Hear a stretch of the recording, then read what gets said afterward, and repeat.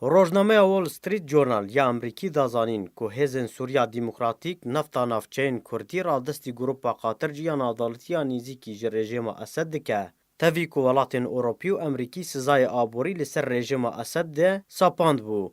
روژا اینه روزنامه امریکی راپورتک آماده کربو لسر هزن سوریا دموکراتیک و دوسا نفته و لسر زاره آجوکارکی سیتی را نفته گوتو بو. هزن سوریا دموکراتیک یا کو یا پکی هزا سرکتی ده بویا جدرک سرکه جنفتا سروشتی جبو رژیم سوریه و دریا کمپانیا نافبوری را پشتوانیا رژیم اسد دکه تاوی کو امریکا و اروپا سزا بسر رژیم ده ساپاندیه. لگور جدر روزانه سیتیرین پترول و نفته جنافچین دبن کنترولا قصده ده دریا و کمپانی را جبو رژیم تیرا دست کرن تاوی کو امریکا پشتوانیا قصده دکه. روزنامه او کمپانی تومتبار کرد که دما کنترل کرنا وان دوران جی آلیه داعش و او کمپانی دیسان نفت جبو رژیم اسد و گوهست. روزنامه اشکره کرد او بازرگان سردم داعش ده بازرگانی نفته کریه نفت جبو رژیم برن ایرو تکلیه پیاده و قصده را دکن و دیسان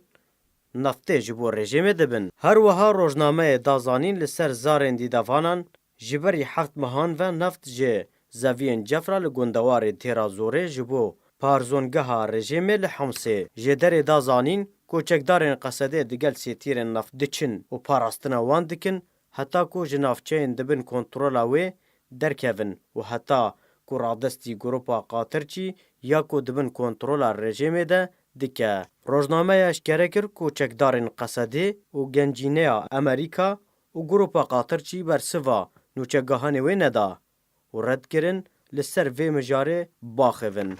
روزنامه وال استریت جورنال یا اماجه بویه که کر که او بازرگانیه که نهینیه و وشارتیه و دمینا زحمتیه که مازن امریکا را به و ایدی نکاره وی رژیم ببره پشتی بریارا سروک امریکا دونالد ترامپ جبو وکشانا هیزن وان جی سوریه برپرسه که امریکی اشکره کربو که ریوبریا ترامپ وی بازرگانیه دبینه مینا بنگه کی زندی جی رژیما سوریه.